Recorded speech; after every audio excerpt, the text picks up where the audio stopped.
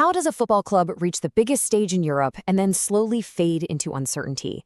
How does a team go from being one single game away from true greatness to years of frustration, doubt, and missed opportunities?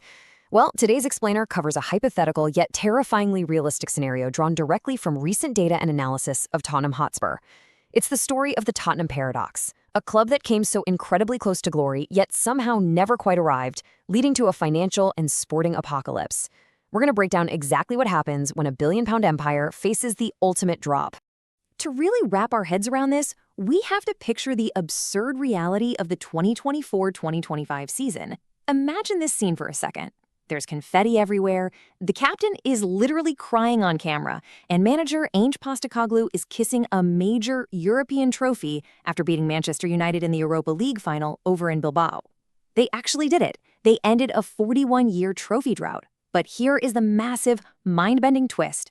Just 16 days after lifting that trophy, Postecoglou is sacked. Why? Because underneath that massive European celebration, Tottenham sits 17th in the Premier League, teetering right on the absolute edge of relegation.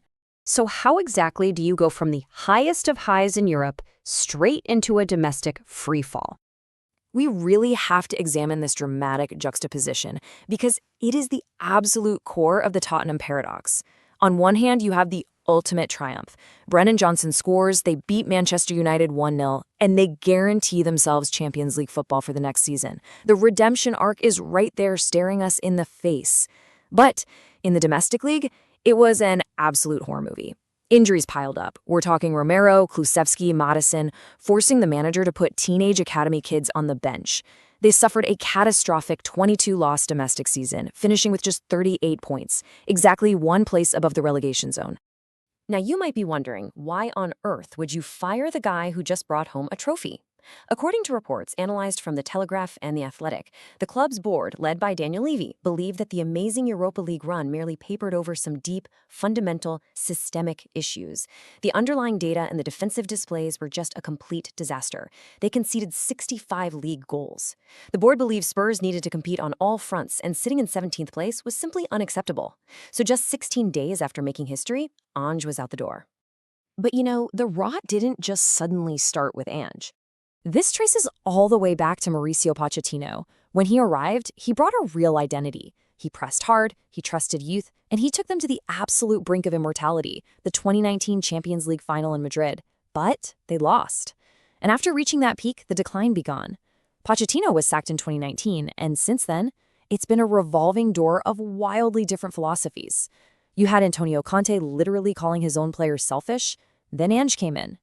After Ange was sacked in our 2025 scenario, Thomas Frank was brought in, only to be fired by February as the team plunged to 14th. Finally, they hired Ivor Tudor, basically an interim firefighter brought in with one single job: get points and survive. The club's identity had completely vanished. Driving all of this chaos is an overarching philosophy that has shaped every major decision at the club for nearly 2 decades. Let's call it the Daniel Levy Doctrine. This is the fundamental belief that running a sustainable, profitable business takes precedence over chasing on-pitch glory. Want the ultimate example? Think back to 2018.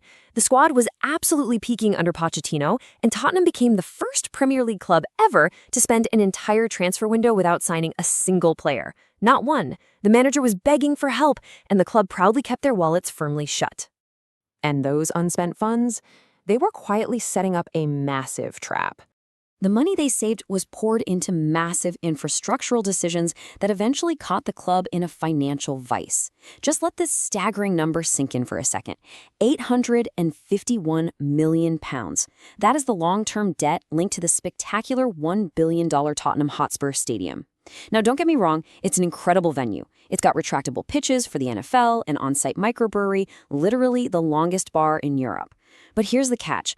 To service this mountain of debt, Tottenham was paid somewhere between $25 to $40 million every single year in interest payments alone, and that's before a single ball is even kicked on the pitch. To pay a debt that size, you need massive income. In the 2023-2024 financial year, they had a $528 million revenue model. That's $288 million from commercial deals, $167 million from broadcasting, and $131 million from matchday revenue. Sounds great, right? But there is a massive, terrifying hidden assumption beneath all these numbers.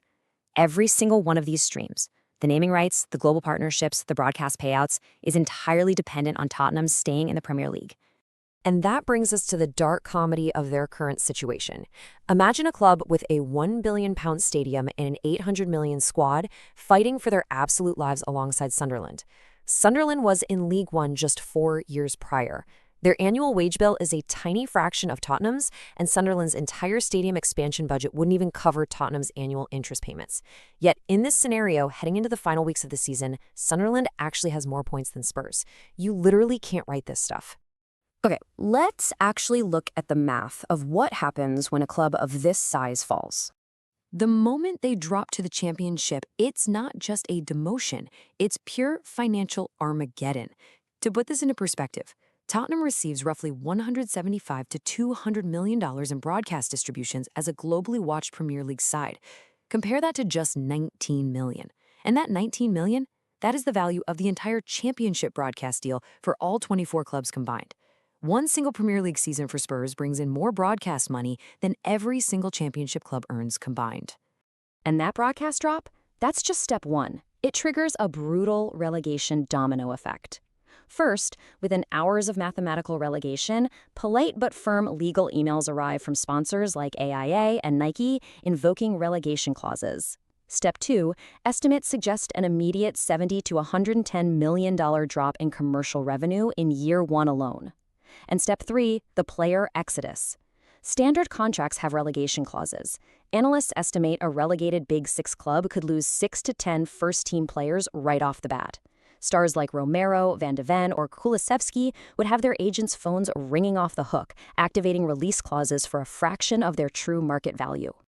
Now, you might hear people say, oh, don't worry, parachute payments will save them. But that is a complete myth. Yes, relegated clubs get roughly £100 million spread over 3 seasons. That's $45 million in year 1, shrinking down to $15 million by year 3. But let's be real, this is basically a Band-Aid on a massive wound.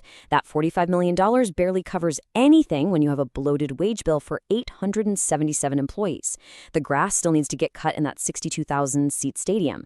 The stadium lights and accountants' salaries don't magically get cheaper just because you're playing in the English Football League.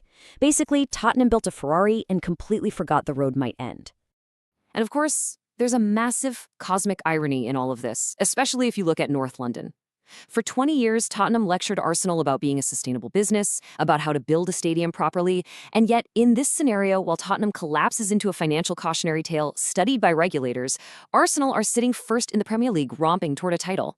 Arsenal fans are treating this whole situation like an absolute emotional buffet. The chants, the memes, the jokes about coach trips to Watford, it's endless. History, it seems, has a very vicious sense of humor. But zooming out for a second, this isn't just a local tragedy for Spurs fans. This would actually be a massive global crisis for the sport's broadcasters and regulators. Research from football economists shows that the Big Six account for roughly 50% of all international Premier League viewing hours. That 50% is what props up billions of pounds in TV deals from Seoul all the way to Sao Paulo. Tottenham has a massive global fan base, and their marketability is entirely built on consistently being there every single weekend in the biggest league in the world. So what does this all mean? Well, relegation literally shatters the whole Big Six illusion. International rights buyers pay billions of dollars for guaranteed North London derbies. They definitely don't pay billions to watch Tottenham play Wrexham in the Championship. If Spurs go down, the next broadcast cycle gets renegotiated under very different and much less profitable assumptions. It would force regulators to completely rethink the financial cliff edges between divisions. Because trying to absorb a club as financially complex as Tottenham into the Championship, it would literally be like trying to fit a cruise ship into a bathtub. Which leaves us with this final, provocative thought. Is the Tottenham paradox, being so incredibly close to greatness, yet ending up in financial ruin, is it just a cautionary tale of a club forever stuck in transition? Or is it the structural earthquake that finally breaks the financial model of English football?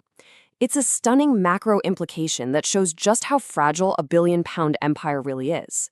Let me know what you guys think about this scenario in the comments, and make sure to subscribe so you don't miss our next deep dive explainer.